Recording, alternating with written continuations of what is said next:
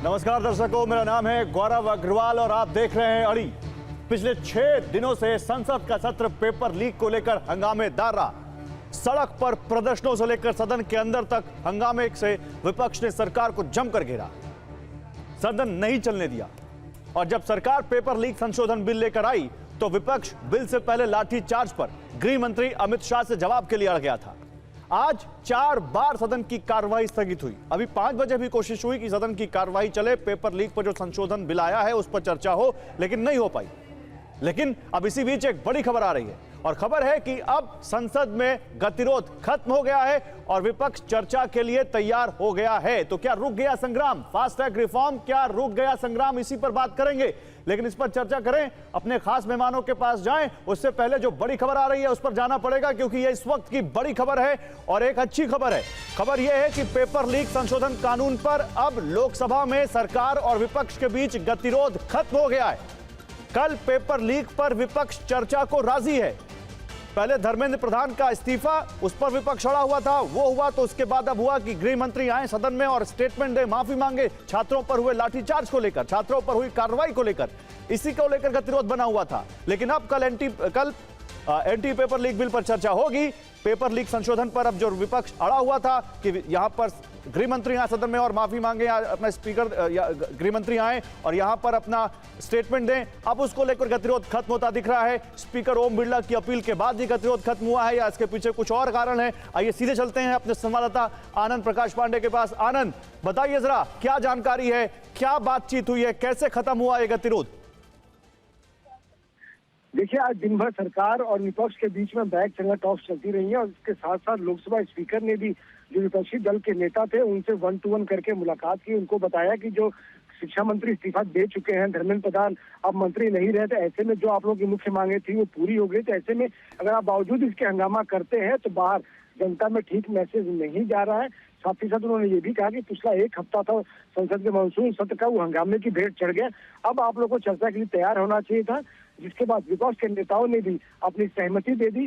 Lok Sabha speaker ने केसी वेणुगोपाल से मुलाकात की, अखिलेश यादव से मुलाकात की, डीएमके के डी राजा से मुलाकात की, टीएमसी के नेताओं से मुलाकात की। तो एक एक करके उन्होंने अलग अलग दलों के नेताओं से मुलाकात की, सबको तैयार कराया, जिसका नतीजा ये हुआ कि अब सत्ता पक्ष ने भी अपनी तरफ से, किरण रिजिजू ने भी विपक्ष नेताओं से अलग अलग बात की थी और उसका नतीजा ये हुआ कि जो पिछले लगभग हफ्ते भर से जो गतिरोध चला अर्थात संसद में, अब वो टूट गया है और सहमति ये बनी है सत्ता पक्ष में और विपक्ष में कि कल जो एंटी पेपर लीक बिल को लेकर जो संशोधन लाया जा रहा है उस पर कल 2 बजे से लोकसभा में चर्चा होगी और 6 से 8 घंटे की चर्चा का समय रखा गया है, जिसको कि बढ़ाया भी जा सकता है। यानी कि जो हंगामा चल रहा था वो खत्म हो चुका है, गतिरोध खत्म हो गया, सत्ता पक्ष विपक्ष तैयार है। कल से इस बिल पर लोकसभा के अंदर नहीं, लेकिन आनंद एक चीज बताइए, जिसको लेकर विपक्ष अड़ा हुआ था कि गृह मंत्री सदन में आए स्टेटमेंट दें, उसको लेकर भी कोई बातचीत हुई है क्या? जी, सरकार उसके लिए अभी तैयार नहीं है, लेकिन ये बताया जा रहा है कि जब इस बिल पर चर्चा होगी लोकसभा के अंदर तो वरिष्ठ मंत्री इसमें इंटरवीन कर सकते हैं। हाँ। और जब वो इंटरवीन करेंगे तो उसमें जो विपक्ष की चिंताएं हैं, खास करके लाठीचार्ज, पैरेड गन, इसको लेकर स्थिति को साफ कर सकते हैं, ऐसा विपक्ष को भरोसा दिया गया है। बाकी सरकार क्या तय करती है कल सुबह होने वाली बैठक में तय होगा, लेकिन इतना जरूर है कि विपक्ष को मनाने में कामयाब रही है सरकार। हाँ। और इसमें लोकसभा स्पीकर ने एक बड़ा रोल, विपक्ष को मनाने में कामयाब रही है सरकार और उसमें स्पीकर ने एक बड़ा रोल अदा किया है। ये एक बड़ी यहां पर खबर निकल कर आ रही है। शुक्रिया आनंद आपका इन तमाम जानकारियों के लिए। तो कल संसद में गतिरोध खत्म होता दिखेगा हमें। कल विपक्ष और विपक्ष के बीच पेपर लीक संशोधन कानून जो लेकर आई है सरकार, उस पर चर्चा होगी। 6 घंटे का वक्त रखा गया है, लेकिन आज ही स्पीकर ने कहा कि अगर जरूरत पड़ी और सदन का मत हुआ तो हम इस समय को और बढ़ा सकते हैं। सैयद जफर इस्लाम बीजेपी से, अनिल यादव कांग्रेस से, घनश्याम तिवारी समाजवादी पार्टी से, रोहित अग्रवाल आरएलडी से और अशोक गांगुली सर पूर्व चेयरमैन सीबीएसई हमारे साथ जुड़ चुके हैं। आप सभी का स्वागत है। अनिल, पहले आपके पास आऊंगा। अनिल, तो क्या आप लोग तैयार हैं? अब जैसा कि हमारे संवाददाता बता रहे थे, अब आप लोग चर्चा के लिए तैयार हैं, गतिरोध खत्म कर रहे हैं। 6 दिन तो संसद विपक्ष ने नहीं चलने दी, अब कम से कम विपक्ष ये मान रहा है कि संसद में चर्चा होनी चाहिए। देखिए गौरव जी, मैं समझता हूं कि जब जब छात्रों के हित की बात आती है, कांग्रेस पार्टी अब अगली पंक्ति में खड़ी रहती है और आगे आके सब चीजों में इनिशिएटिव लेती है। ये पहली बार तो नहीं है। 2024 में भी नीट पेपर लीक जब हुआ था, उसके बाद भी नया कानून जब लाया जा रहा था, जब वो एक्ट के तहत पेश हुआ था, तो कांग्रेस ने बतौर अपोजिशन भी उसमें समर्थन किया था सरकार का, वो पास हुआ, वो बिल बन गया। तो समस्या ये नहीं है, समस्या ये है कि भारतीय जनता पार्टी आखिरकार जब हम कोई कानून बनाते हैं तो बनाने से इंपॉर्टेंट है कि हम उसे इंप्लीमेंट कैसे करते हैं। आज समस्या यह है कि भारतीय जनता पार्टी अपनी गलती मानने को तैयार नहीं है। आपने देखा नहीं क्या कि कैसे जब धर्मेंद्र प्रधान संसद में आए, वो धर्मेंद्र प्रधान जिसकी कार्यप्रणाली इतनी अक्षम थी कि कई कई बार वहां पर पेपर लीक हुए, कम से कम 20 से ज्यादा बच्चे ऐसे जिन्होंने खुदकुशी कर ली, लाखों लोग प्रोटेस्ट में इसलिए आए कि वो धर्मेंद्र प्रधान का इस्तीफा चाहते थे।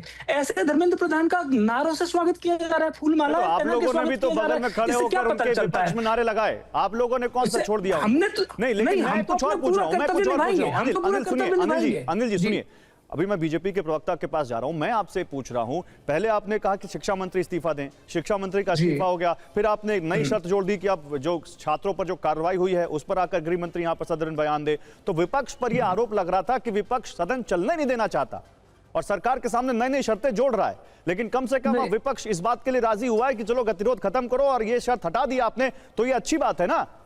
अच्छा गौरव जी, एक बात बताइए, इस देश के अपने बच्चों पे, छात्रों पे आज बिहार में AK-47 चलाई जा रही है, पुलिस बच्चों पर AK-47 से गोली चला रही है, दिल्ली में पैलेट गन चलाई गई, यहाँ पर जो इलेक्ट्रिक बैटन होता है उससे करंट लगाए गए, लाठियां बजाई गई, बच्चियों के गुप्तांग में लाठियां घुसाई गई। आप ये बताइए कि हम ये मांग कर रहे हैं कि ये पुलिस ने किसके आदेश पे किया है, वो बताएं ना। क्या police Delhi police home minister के अंडर नहीं आ रही? तो अगर जब ये होम मिनिस्टर के अंडर आती है तो क्या हमारी ये मांग गलत है?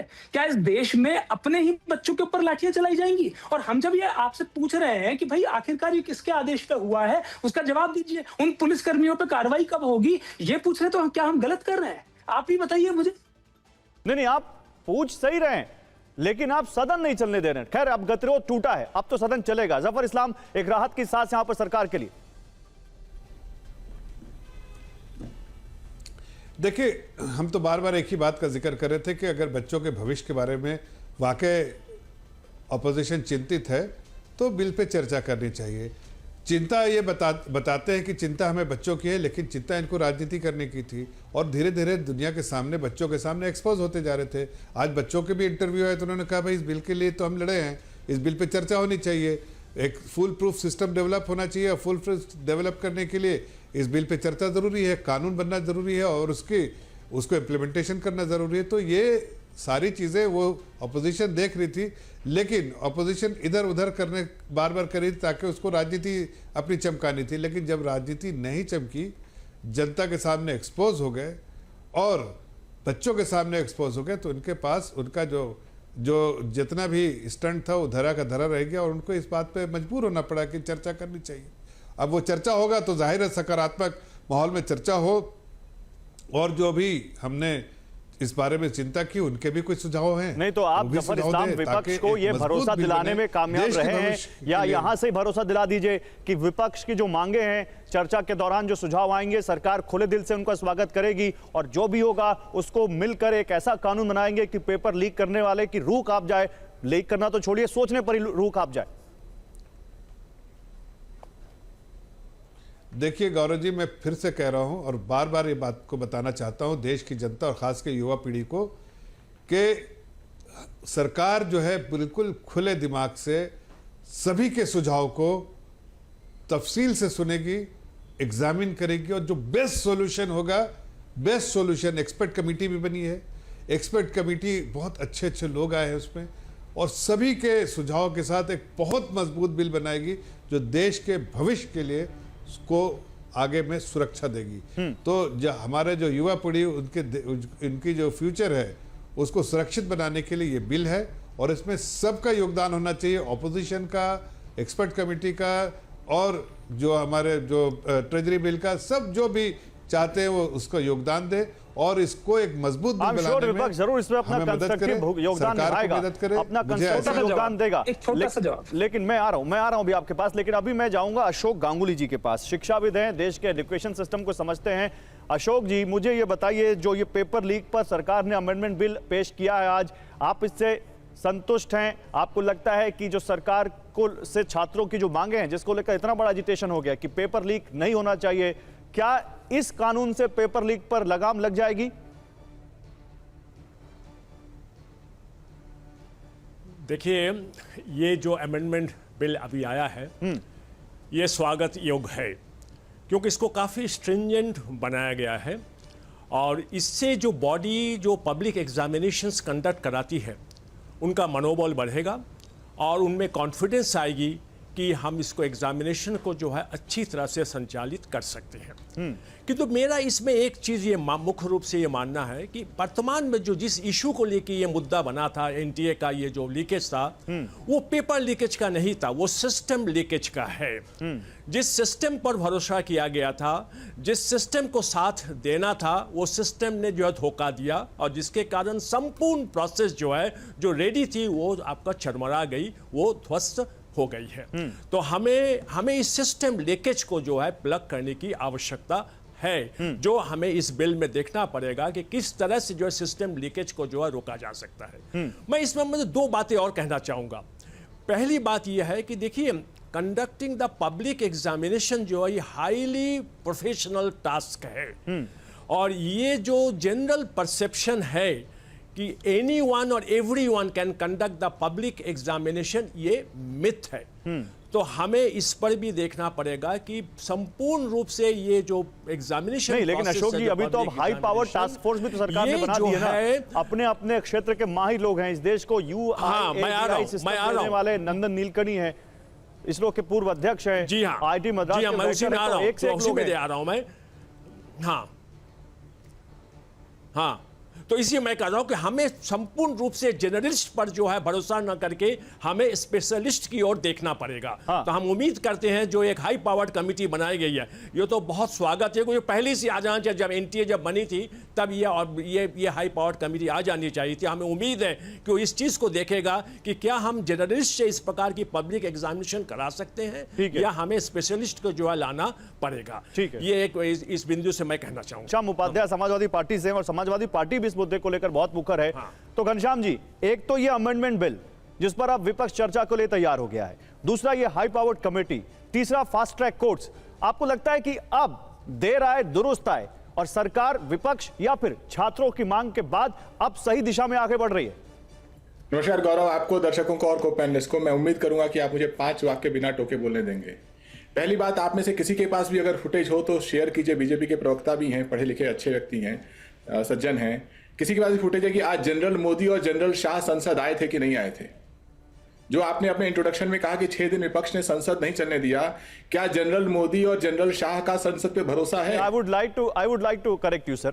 जनरल मोदी और जनरल शाह थोड़ा सा अच्छा नहीं लग रहा है। आप अगर उनको आपको अच्छा नहीं लग रहा है, कहिए। आपको अच्छा नहीं लग रहा है, चाहते कहिए, लेकिन अब देश आपको अच्छा नहीं लग रहा है, आपको अच्छा नहीं लग रहा है, ठीक है। मैं आपकी बात को मान देता हूं। आपको अच्छा नहीं लग रहा है, लेकिन मैं अपनी बात पूरी करता हूं। जिस भारतीय जनता पार्टी के सरकार के कैबिनेट में लगभग हर मंत्री दागी है, जिन मंत्रियों के बच्चे हजारों करोड़ और लाखों करोड़ के एम्पायर चला रहे हैं, अमित शाह का बेटा आईसीसी का लाखों करोड़ का एम्पायर चला रहा है, वो मंत्री दिल्ली की पुलिस को आदेश देता है कि बच्चियों के कपड़े फाड़े जाएं, बर्बरता की जाए। आज सौरभ दास का बयान है कि सरकार अपने वादों से मुकर रही है। आप कौन सी बातें कर रहे हैं? आप खबर नहीं देखते क्या गौरव जी? आप तो कह रहे हैं कि विपक्ष तैयार हो गया। नहीं, कौन सी खबर मैंने गलत बता दी सर? नहीं, आप तो कह रहे हैं विपक्ष ने सदन चलने दिया, आप कह रहे हैं। मैंने कहा 5 वाक्य। घनश्याम जी, मैं आपको बिल्कुल नहीं रोकता, लेकिन अब आप मुझसे सवाल पूछ रहे हैं तो जवाब मैं दूंगा। कौन सी खबर मैंने गलत बता दी? क्या विपक्ष ने सदन में हंगामा नहीं किया? क्या आपकी पार्टी के सांसदों ने, क्या कांग्रेस पार्टी के सांसदों ने सदन को चलने दिया? क्या उनकी वजह से सदन की कार्रवाई नहीं स्थगित करनी पड़ी सर? सवाल तो मैंने किसी को नहीं टोका। कृपया, मैंने कहा 5 वाक्य। 5 नहीं 10 बोलिए, लेकिन अगर आप मुझसे पूछ रहे हैं और मुझ पर आरोप लगा रहे हैं तो मैं उसका जवाब तो दूंगा। बोलिए। मैंने तो आपसे पूछा कि क्या मोदी जी और अमित शाह संसद आए थे, आपने जवाब नहीं दिया। अब मुझे बात पूरी करने दीजिए। अगर आप इस सरकार के 12 साल का कार्यकाल देखें तो औसतन संसद 50 दिन बैठी है। जितने संडे नहीं होते उतने उससे कम दिन उन्होंने संसद आहूत की है। देश के प्रधानमंत्री औसतन 30 दिन तो देश से बाहर रहते हैं और 10-12 दिन संसद में रहते हैं। तो संसद में तो इनका भरोसा है नहीं। जिस संसद को इस $multi-billion बीजेपी अथॉरिटेरियन एम्पायर ने शॉपिंग मॉल बना दिया हो, ये कहते हुए कि हमारे पास 2/3 बहुमत है, कभी इस पार्टी से लेकर के आए, कभी उस पार्टी से लेकर आए। आज उस संसद में कभी छात्रों के सामने गिड़गिड़ा रहे हैं, कभी विपक्ष के सामने गिड़गिड़ा रहे, लेकिन ये नहीं बता रहे कि अमित शाह और उसकी पुलिस ने बच्चों के साथ, बेटियों के साथ ये बर्बरता क्यों की, बिहार में AK-47 क्यों लहराए, और जो सौरभ दास और सीजेपी के साथ जिन्होंने, जो जितेंद्र सिंह ने और जेपी नड्डा ने जो वादा किया था, वो आज ही धोखे में क्यों बदल रहा है। आज ही पूरे देश से खबर आ रही है कि छात्रों को अभी भी प्रताड़ित किया जा रहा है, उनके मुकदमे नहीं लिए जा रहे। आज भी बंगाल में, उत्तर प्रदेश में, बिहार में पुलिस उन्हें प्रताड़ित कर रही है, वो जेल में है। चाहे आप नेहा का ट्विटर हैंडल देखिए, चाहे आप सौरभ का ट्विटर हैंडल देखिए, चाहे वो आप अभिषेक का ट्विटर हैंडल देखिए। क्या आपको ये बातें नहीं बतानी चाहिए? तो ये जो सब आप सरकार कहां इतनी बड़ी पूछेंगे? धोखाधड़ी करे, ये सब आप कहां पूछेंगे घनश्याम जी? ये सब संसद में पूछेंगे, सरकार की आंखों में आंखें डाल के पूछेंगे, या संसद के बाहर पूछेंगे? कहां पूछेंगे? अरे भाई, जो इंसान धोखेबाज हो, हम जनरल शाह की आंखों में आंखें डाल के पूछेंगे, लेकिन जनरल शाह दिखाई तो दें। संसद आए थे, आप बताइए। संसद चली कितने दिन? जनरल शाह संसद आए थे, कितने मिनट चली? क्या वो बाद में ज्वाइन नहीं कर सकते थे? क्यों उनको प्रधानमंत्री बाद में ज्वाइन नहीं कर सकते थे? आप कितनी देर चल रहा है? 2 मिनट संसद चलती है, 5 मिनट संसद चलती है, और संसद फिर उसके बाद स्थगित हो जाती है। लेकिन फिर भी अमित शाह को संसद 5 मिनट ही सही, फिर भी अमित शाह को संसद आने में शर्म आती है? बीजेपी के प्रवक्ता देंगे, बताइए, जवाब दीजिए। जफर इस्लाम, जवाब दीजिए। देखिए आज घनश्याम तिवारी जी बिना तथ्य के साथ बैठे हुए हैं। पहली बात तो इनको जानना चाहिए कि सौरभ दास ने कहा मैं तो मंगलवार का इंतजार कर रहा हूं, इसलिए कि हमारी जो बातें हुई है उससे मंगलवार को ही मुझे सारी जानकारी मिलेगी। ये तो मैं बाहर लोगों से सुन रहा हूं, उसमें कितनी सच्चाई है नहीं मालूम नहीं। दूसरी बात तो ये तथ्य आपका गलत है, पहले वे इंतजार कीजिए जो अंडरस्टैंडिंग बनी है।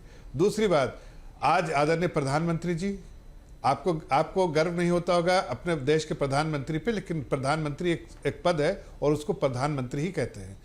तो आदरणीय प्रधानमंत्री जिस तरह के प्रेसिडेंट को बोलते हैं और उसी तरह की गरिमा रखनी पड़ती, उसी तरह से गृह मंत्री जी दोनों सदन में थे। क्या आपने सदन चलने दिया? 1 सेकंड भी चलने नहीं दिया। वो चर्चा करना चाहते थे, आपको शायद आज के जो बिजनेस जो थे उसको जाके देखिए, गृह मंत्री चर्चा करना चाहते थे, क्या आपने चर्चा करने दिया? पहले तो ये जानकारी बताइए। दोनों सदन में थे, पूरे तौर से थे, 10 बजे से थे, लेकिन चर्चा नहीं होने दिया। तो पहली बात तो आपको जानकारी होनी चाहिए। दूसरी बात आपको बता रहे कि आज इस बात को आप सराहिए कि आज आपके अपोजिशन को मैं सराहता हूं इस बात को कि फाइनली उनके दिमाग में ये बात आई है कि भाई चर्चा बच्चों के लिए है, अपने राजनीतिक चमकाने के लिए नहीं। ठीक है, उनके कंधे का बहुत इस्तेमाल कर गया, लेकिन अब जब गुब्बारा फट गया तो आप क्या करेंगे? कितने दिन तक खींचेंगे इसको, फटे हुए गुब्बारे को? तो नहीं खींच पा रहे हैं। तो जाहिर है इस मुद्दे को समझना पड़ेगा कि ये बच्चों के ठीक है। घनश्याम तिवारी 20 सेकंड, फिर मैं जाऊंगा रोहित अग्रवाल के पास। घनश्याम तिवारी 20 सेकंड। कानून आना चाहिए और कानून जो है आ रहा है। आज आपके एक्सपर्ट यहाँ पर बैठे हैं, घनश्याम तिवारी का चेयरमैन, उन्होंने भी कहा एक अच्छा, जैसा मैंने कहा कि जफर जी सज्जन पुरुष हैं, उन्होंने कहा कि संसद में थे, एक शब्द बोला नहीं गया, बच्चियों के लिए एक शब्द बोला नहीं गया। क्या मुंह में दही जमी हुई थी? एक शब्द नहीं बोला गया। एक शब्द अगर अमित शाह बोलते आने तो दीजिए, कल बहुत बोलेंगे, फिर से बोल देते, कल बहुत बोलेंगे भाई, आप जल्दी मत करो। एक बार हाथ जोड़ करके माफी मांगने से आज संसद के पटल में बोल रहा है ना, पटल के बाहर बोल रहा है। बाहर तो बाहर की क्या पटल पे चाहते हैं आप बोलना, आपके लोग डिमांड करते हैं पटल पे, तो कोई बोलने देते हैं। बोलेंगे, वो कह रहे हैं बोलेंगे। घनश्याम तिवारी बोलेंगे। अब आते हैं, रुकिए घनश्याम तिवारी, आपकी बातों का जवाब बीजेपी के प्रवक्ता ने दे दिया, वो कह रहे हैं बोलेंगे। रोहित का इंतजार करो। रोहित, क्या अगर इसी माहौल में चर्चा भी होती है तो क्या हम जब मैं कह रहा हूं तो मतलब इस देश के तमाम नीति निर्माता जो वहां पर संसद में बैठेंगे वो केवल छात्रों के हित के लिए वहां पर उत्तरदायी हैं, छात्रों के हित पर उनको बात करनी चाहिए, या फिर अब क्योंकि मौका मिल गया है, कोई भी पार्टी हो, सामने वाले को मौका मिल गया है कि अब सरकार को कैसे घिरना है, तो वो वहां पर उनको सरकार को घिरने के लिए हर उस मुद्दे का इस्तेमाल किया जाएगा जो उनको वहां सूटेबल दिखता है? गौरव जी, देश के विपक्ष के अंदर बहुत ज्यादा फ्रस्ट्रेशन है, और वो फ्रस्ट्रेशन क्यों है? क्योंकि सत्ता की भूख है। अब सत्ता इनको जनता ही दे सकती है और जनता इनसे बहुत दूर हो चुकी है। जनता के मुद्दों पे ये बात नहीं कर सकते हैं, जनता के मुद्दों पे ये काम नहीं कर सकते हैं। मुझे ये बताइए कि भाई ये तो आपकी डिमांडों में था नहीं ना कि नकल माफियाओं के ऊपर नकेल कसी जाए। ये तो एनडीए ने डिसाइड किया ना, नकल माफियाओं के ऊपर नकेल कसी जाए। उसके लिए जो 2024 का बिल आया था उसके अंदर अमेंडमेंट किया जाए, तो हमने डिसाइड किया। तो क्योंकि हम नकल माफियाओं के ऊपर नकेल कस के इसको वंस एंड ऑल करना चाहते हैं कि आगे कभी इस तरीके का हमें कम से कम हमारे बच्चों को दिक्कत ना हो, जो आज समस्या हुई है जिसकी वजह से। रोहित, एक बात तो आपको माननी पड़ेगी ना रोहित जी, एक बात तो माननी पड़ेगी आपको। देखिए, एक बात तो सही है, पेपर लीक इस देश की समस्या थी। पेपर लीक पर छात्र एक्ट करने को कह रहे थे। आज आपको, आप इतना बड़ा एक्ट जो आज लेकर आए हैं पहले भी ला सकते थे। आज जब छात्र सड़क पर आ गए तब आप लेकर आए हैं, तो कहीं ना कहीं आप प्रोएक्टिव रोल निभाने में नहीं कामयाब रहे। गौरव जी देखिए 2024 में एक्ट को इसी मंशा से लाया गया था कि यह समस्या शायद ना हो, ये समस्या सॉल्व हो जाए, परंतु ये समस्या नहीं सॉल्व हुई।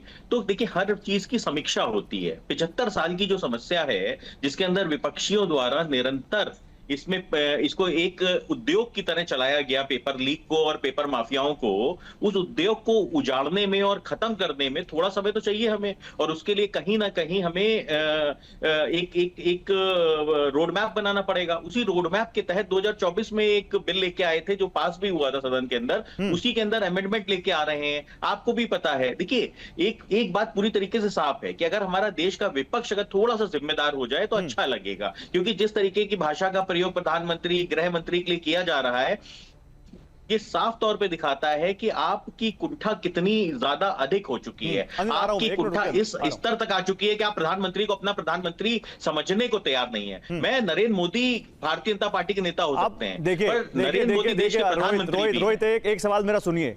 आप चाहे विपक्ष को कितना भी सवालों के कटघरे में खड़ा कीजिए, लेकिन विपक्ष का काम है इस देश की सरकार से सवाल पूछना, और छात्र अगर कोई बात उठा रहे हैं तो विपक्ष उस बात को लेकर लपकेगा और आपसे सवाल पूछेगा। पेपर लीक पर आप लोग यहां पर अब विपक्ष को जवाब देने के लिए उत्तरदायी हैं। क्या इस 6 घंटे की चर्चा में हम ये माने कि विपक्ष सरकार से कोई यहां पर गतिरोध तो टूटा बातचीत का, लेकिन अब पेपर लीक पर विपक्ष को संतुष्ट कर पाएंगे आप? क्या विपक्ष को अब आप यहां पर ये कह रहे हैं कि गारंटी दे पाएंगे कि आगे पेपर लीक नहीं होगा? देश की जनता की गाढ़ी कमाई सदन ना चल के बर्बाद की जा रही है, और ये विपक्ष अगर बात करना चाहता है तो सदन में ही तो एक बेहतर माध्यम है ना जहां पे आप बात कर सकते हैं, वरना आपको कैसे बात करनी है? या आपका सिर्फ एजेंडा सिर्फ ये है कि किसी भी तरीके से ये सरकार आपकी यही लाइन लेके जाता हूं मैं अनिल जी के पास। अनिल जी देखिए क्या कह रहे हैं रोहित, कि विपक्ष देश की गाढ़ी कमाई को बर्बाद ना करे, सदन को चलने दे, सदन में ही तो बात होगी, और आप भी मानते हैं कि यहां सदन में अब हम बात करेंगे। देखिए, जिन लोगों ने देश का भविष्य बर्बाद कर दिया, जिनके राज्य में 100 से ज्यादा भर्तियां जो है, जो पेपर लीक है वो 100 से ज्यादा हुए हैं, जिनके राज्य में दर्जनों बच्चों ने आत्महत्या कर ली, वो कह रहे हैं कि गाड़ी कमाई बर्बाद करी जा रही है। असल में समस्या ये है गौरव जी कि इनकी बातें बहुत बड़ी बड़ी होती हैं, ये भूमिका ऐसा बनाते हैं जैसे पता नहीं क्या कर देंगे। अभी इनकी कथनी और करनी में क्या अंतर है मैं आपको बता देता हूं। आपको पता होगा कि इन्होंने, क्योंकि अभी फास्ट ट्रैक कोर्ट का जिक्र किया कि भाई फास्ट ट्रैक कोर्ट में हम जल्दी से सुनवाई करेंगे। आपको पता है आज ही सुनवाई थी, पहला दिन था सुनवाई का, और सीबीआई का जो सरकारी वकील है वो आज मौजूद नहीं था चर्चा में। तो ये होती है हकीकत। जब आप बड़े से बड़ा कानून बना लीजिए, लेकिन अगर इम्प्लीमेंटेशन में नहीं आपकी नियत होगी तो आप कुछ नहीं हासिल कर पाएंगे। 2024 में भी इसी तरीके का कानून लाया गया था, क्योंकि तब भी परेशानी थी इन्हीं के राज्य में। अरे सरकारी वकील को होना चाहिए नहीं होना चाहिए? सरकारी वकील को होना चाहिए नहीं होना चाहिए जब सुनवाई है? ये आपका नहीं सुन, सरकारी वकील वहां पे नहीं था। अरे सुन लीजिए, मैं बीच में नहीं बोला था, मैं आपके बीच में नहीं बोला था। नहीं देखिए, आप समझदार व्यक्ति है, अभी सुन लीजिए। अरे सुन लीजिए, ये क्या देखिए, अगर मेरे तथ्य गलत हो तो मैं माफी मांग लूंगा, मुझे कोई आपत्ति नहीं है, ठीक है, लेकिन मैं सच बोल रहा हूँ जो बोल रहा हूँ। समाजवादी पार्टी और दूसरी प्रधानमंत्री और अरे भाई क्या भाई रोहित भाई आप अच्छे व्यक्ति हैं, मत करिए रोहित भाई, आप मत करिए, बच्चों की बात होने दीजिए ना, हमारे बच्चों की, हमारे भविष्य की बात हो जाने दीजिए। उसकी वजह से क्या कर रहे हैं? ये क्या कर रहे हैं? मतलब अच्छा लग रहा है? बच्चों के बारे में बात नहीं सुनने दे रहे आप? बच्चों के बारे में बात हो रही है, बारे में आपने क्या किया है बच्चों के लिए? तो सुन लीजिए ना, सुन लीजिए ना, बच्चों के लिए क्या किया है आपने? अरे सुन लीजिए भाई, 50 साल तक आपकी सरकार रही है, गौरव जी ऐसे नहीं, ये सब क्या क्यों नहीं किया? गौरव जी मैं इनकी बात रोहित आप बोलने दीजिए, रोहित रुकिए, बोलने दीजिए, उनकी बात खत्म होने वाली, फिर अभी आप ही चार ही लोग हैं, बहुत समय, आराम से बोलिएगा। रोहित, अनिल, लेकिन एक चीज और है, आपने कहा इन्होंने बच्चों के भविष्य का बर्बाद कर दिया, आपने बड़े बड़े आरोप लगा दिए, इन्होंने आपने बताया इतने पेपर लीक हो गए। रोहित एक डेटा, नहीं अनिल जी एक डेटा है मेरे पास, अनिल जी सुनिए, मेरे पास एक डेटा है, ये डेटा आपको सुनना चाहिए। 2002 से 2025 के बीच देश के 24 सालों में देश में 45 बड़े पेपर लीक हुए हैं। ये वो पेपर लीक है जिनमें कम से कम 1 लाख या उससे ज्यादा छात्रों ने हिस्सा लिया। अब इसमें 23 जो पेपर लीक हैं वो बीजेपी में जाते हैं, तो 14 जो है पेपर लीक वो कांग्रेस शासित राज्यों में भी आते हैं। आपने वहां पे क्या कार्रवाई की? वहां पे किस मंत्री का इस्तीफा हुआ? किस मंत्री के नहीं बोलने पर आप अड़ गए कि विधानसभा नहीं चलने देंगे? नहीं, ये बिल्कुल देखिए, पहली बात तो ये कि छात्रों का मुद्दा किसी भी एक स्टेट तक सीमित नहीं है, ये पूरे देश का मुद्दा है। तो स्टेट और में कोई इसके कार्रवाई लिए नहीं होनी चाहिए? नहीं, बिल्कुल बिल्कुल होनी चाहिए। जहां पर भी कमी है, वो कमी तो हमारी जिम्मेदारी है कि हम उस त्रुटि को पूरा करें। लेकिन समस्या तो यही है कि आप सिर्फ बड़ी बात करके नहीं रह सकते। आज कह रहे हैं कि भाई हम एक्सपर्ट्स की कमेटी ला रहे हैं। मैं कुछ और पूछ रहा हूं, एक्सपर्ट्स की आपकी कमेटी बात नहीं थी सारी क्या? सही है, मैं कुछ और पूछ रहा हूं। मैं ये पूछ रहा हूं कि जो आपको कांग्रेस ये भी तो पार्टी पता- आज सरकार को घेर रही है, कांग्रेस पार्टी की सरकारों में भी पेपर लीक हुए हैं। पेपर लीक इस देश की आज की समस्या नहीं है। कांग्रेस पार्टी ने भी पेपर लीक को उस तरह से ध्यान नहीं दिया जिस तरह से आज छात्र मांग कर रहे हैं। आप मानते हैं कि नहीं? नहीं, गौरव जी, नहीं, मुझे देखिए, थोड़ा ऐसा 10 नहीं सेकंड है, दीजिए। ऐसा नहीं है, ऐसा 10 नहीं है। सेकंड बाद कांग्रेस पार्टी बोलने ने दीजिए, जहां अनिल को भी बोलने दीजिए। जहां अनिल जी पर बोलने दीजिए। भी ऐसी व्यवस्था हुई है, जहां पर भी समस्या आई है, हमने पूरा कठोर से कठोर कार्रवाई की है। यहाँ पे क्या हुआ कि 2024 का जो सरगना था, उसका नाम मुखिया है, और आज पता चल रहा है कि सीबीआई ने उसके खिलाफ चार्जशीट तक दाखिल नहीं की, इसकी वजह से उसे बेल मिल गई। तो जब आप आपकी सीबीआई चार्जशीट तक दाखिल नहीं करेगी, उसके बाद आप तो कहेंगे कि हम कांग्रेस बच्चों के शासित राज्यों भविष्य में की बात सजा कर हुई रहे है हैं। क्या? आपको मालूम है अरे भैया, इन 45 मामलों में कितने लोगों को सजा हुई है? आप बताइए। कि मात्र 2 लोग, और वो भी जमानत पर हैं। मात्र 2 लोग, वो भी जमानत पर हैं। तो सजा तो वहां भी नहीं हुई है। इस बात से भारतीय जनता पार्टी को इस बात का लाइसेंस मिलता है कि वो जितना मर्जी चाहे पेपर लीक नहीं, कराएंगे, नहीं। बच्चों को लाठियों से पीटेंगे, लाइसेंस नहीं बच्चियों मिलता है, के लेकिन कपड़े अकाउंटेबिलिटी फाड़ेंगे। तय होती है।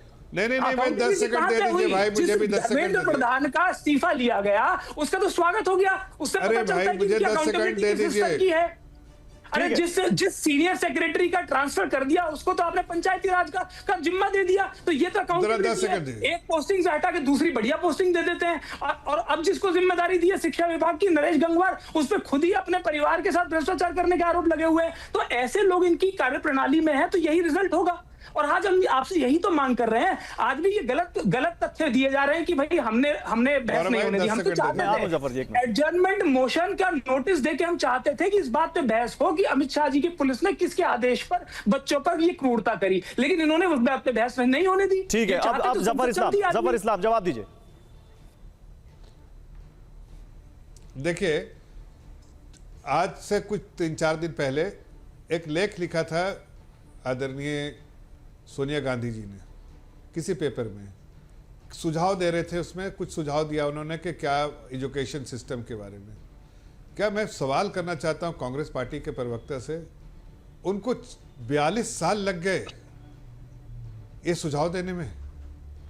क्या जब वो चेयरपर्सन थी यूपीए के, तो ये सुझाव नहीं दे सकती थी? 1986 में उनके पति स्वर्गीय राजीव गांधी जी ने, उन्होंने कहा था कि पेपर लीक पे कानून आना चाहिए और सख्ती निपटनी चाहिए। कितने साल उनकी सरकार रही?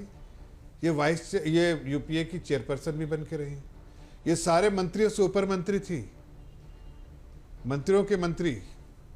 तब उन्होंने कुछ फैसला ले लिया। आज ये ज्ञान क्यों? ये तो सरकार कर रही है।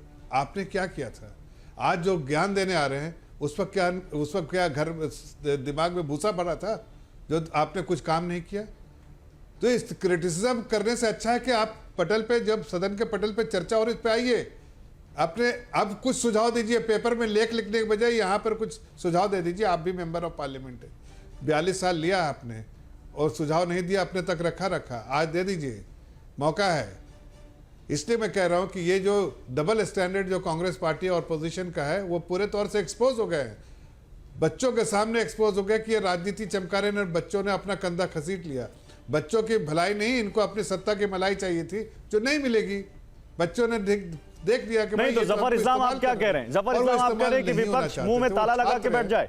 आप कह रहे हैं कि विपक्ष बोले ही ना संसद में। आप लोगों के खिलाफ जो भी आप कह रहे हैं, आपकी जो कमियां हैं, आपके कमियां हैं, उसके खिलाफ आवाज ना उठाए। आप ये कह रहे हैं अरे पेपर लीक तो हुआ था, बच्चे सड़क पर आए थे, तो विपक्ष क्यों ना उठाए उस मुद्दे को? बिल्कुल आवाज हमें कटघरे में खड़ा कीजिए। नहीं, कटघरे में खड़ा कीजिए, हमें कोई आपत्ति नहीं है। लेकिन खुद के गरीबों में भी तो झांक के देखिएगा कि आपने देश के बच्चों के साथ कितना खिलवाड़ किया। तभी तो वो विपक्ष में है सर, धोखा दिया उनको। सर तभी तो वो विपक्ष में है। जब आप किसी अगर उन्होंने कुछ गलत नहीं किया होता तो आज सरकार में बैठे होते। आज विपक्ष में है, तो इसीलिए कह रहे हैं कि आज कम से कम उस जो गलती की है उसको पूरा ठीक करने के लिए सदन के पटल पे चर्चा कीजिए और कुछ भी थोड़ा बहुत भी सुझाव दे। नहीं, मैं कुछ और पूछ रहा हूं। मैं फिर अशोक जी के पास जाऊंगा। जफर इस्लाम, मैं कुछ और पूछ रहा हूं। जफर इस्लाम, मुझे बताइए, सरकार में होने के नाते जिम्मेदारी आपकी है पेपर लीक रोकना या विपक्ष की? सरकार में होने के नाते इस देश के छात्रों को अगर उनका कोई हक चाहिए तो उसकी जिम्मेदारी आपकी है या इनकी? आपसे ही पूछे जाएंगे ना सवाल। मैं ये पेपर लीक अगर नहीं रुका तो जिम्मेदारी किसकी है, आपकी या विपक्ष की? मैं पेपर लीक जो नहीं, अरे भाई पेपर लीक की जिम्मेदारी हम खुद ले रहे हैं, हम कहां कह रहे हैं। आदरणीय धर्मेंद्र प्रधान जी ने जिम्मेदारी ली और रिजाइन भी कर दिया। क्या पंजाब के मंत्री कर रहे हैं? क्या राजस्थान के जो Guinness book of world record मिला उनको पेपर लीक पे, गहलोत साहब को क्या उस वक्त ताला लगा था राहुल गांधी जी के, जो उन्होंने एक शब्द नहीं कहा?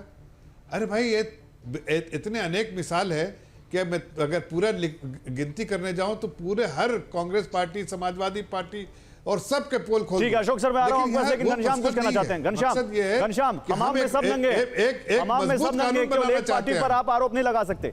जैसा कि गौरव, मैंने कहा कि जफर एक सज्जन व्यक्ति हैं, तो मैं उनकी बात को झुठलाना नहीं चाहता। मैं जो सौरव दास ने ट्वीट किया है उसको पढ़ के सुना देता हूं। हम गहरी चिंता के साथ ये बात रख रहे हैं कि हमें विभिन्न स्रोतों से लगातार सूचनाएं मिली कि छात्रों और अन्य प्रदर्शनकारियों को विभिन्न राज्य एजेंसियां द्वारा निशाना बनाया जा रहा है, हिरासत में लिया जा रहा है, गिरफ्तार किया जा रहा है, विशेष रूप से असम में, पश्चिम बंगाल में, बिहार में। और ये कहते कहते उनका आखिरी वाक्य है कि जो विश्वासघात ये सरकार कर रही है वो विश्वासघात न करे। उन्होंने अपील की है, निवेदन किया है कि किससे? जेपी नड्डा जी से, भारतीय जनता पार्टी के पूर्व अध्यक्ष, और जितेंद्र सिंह जी से, जो कि प्रधानमंत्री जी के साथ काम करते हैं। ये तो ट्वीट कोई भी दर्शक आपका देख सकता है। तो भारतीय जनता पार्टी की धोखाधड़ी से शायद जफर जी वाकिफ ना हो, लेकिन इसका जवाब देश के युवा वाकिफ हैं, पहली बात। दूसरी बात कि आपका कोई भी दर्शक अगर बेसिक गूगल सर्च करे कि भारतीय जनता पार्टी ने नरेंद्र मोदी जी के 12 साल में कितने ऑर्डिनेंसेस बिना संसद में बात किए हुए, प्रस्तुत किए हुए पास करवा दिए, कितने बिल बिना चर्चा के पास करवा दिए, और कितने मुट्ठी भर बिल थे जिसमें प्रधानमंत्री स्वयं मौजूद थे। तो ये जो आलाप कर रहे हैं, विलाप कर रहे हैं, छात्रों पे बर्बरता करने वाले कि हम संसद में चर्चा चाहते हैं, ये लोग चर्चा नहीं होने दे रहे, हम बहस चाहते हैं, ये लोग बहस नहीं होने दे रहे, इनका वर्ल्ड रिकॉर्ड है। बिना बहस के सांसदों को बाहर फेंक के, माइक को ऑफ करके, कैमरे को मोड़ करके बिल पास करवा देने का, ये कह देने का कि नहीं नहीं जनता हमारे साथ है इसलिए बिल पास करा रहे हैं, ऑर्डिनेंस ले आने का, प्रधानमंत्री की गैर मौजूदगी में सरकार से नए नए नियम बनवा देने का, ये तो इनका वर्ल्ड रिकॉर्ड है, तानाशाही का रिकॉर्ड।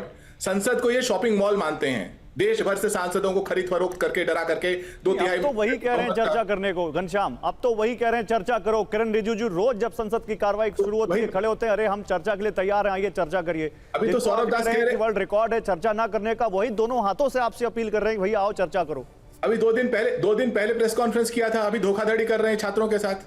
अभी ट्वीट आपका कोई दर्शक देख सकता है। वो जवाब ज्यादा अच्छा होगा जब आप संसद के पटल पे मांगेंगे, जहां एक धोखेबाज वो रिकॉर्ड में जाएगा।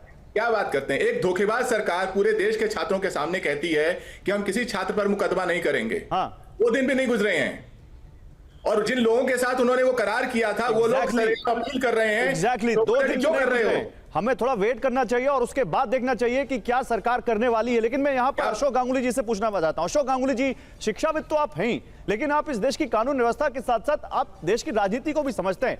क्या सर आपको नहीं लगता कि ज्यादातर अच्छा होता अगर संसद में विस्तार से चर्चा हो इस मुद्दे पर, सारी पार्टियां अपना पक्ष रखें और एक फुल प्रूफ कानून आए?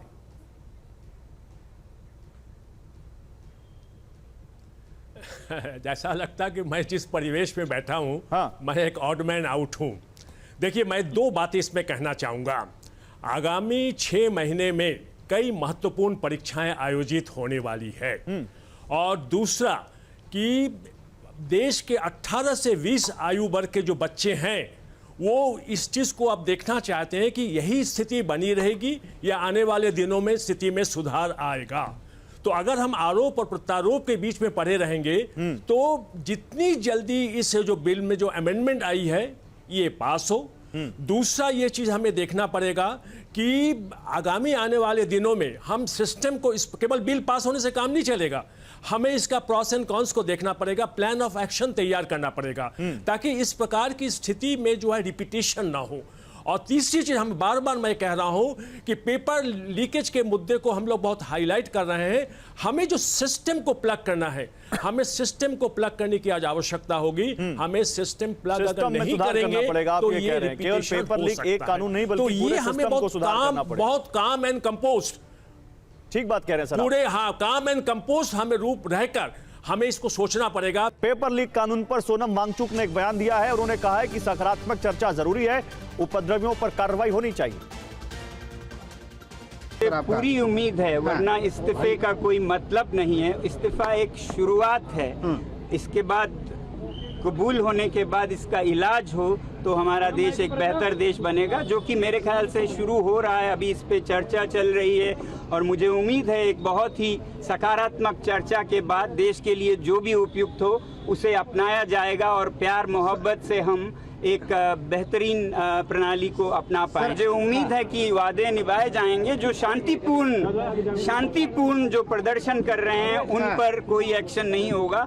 अगर शरारती तत्व हो जो साफ शरारत के लिए कर रहे हो तो हम ये नहीं कह सकते हैं कि कहीं भी कुछ ना हो और कुछ भी हो।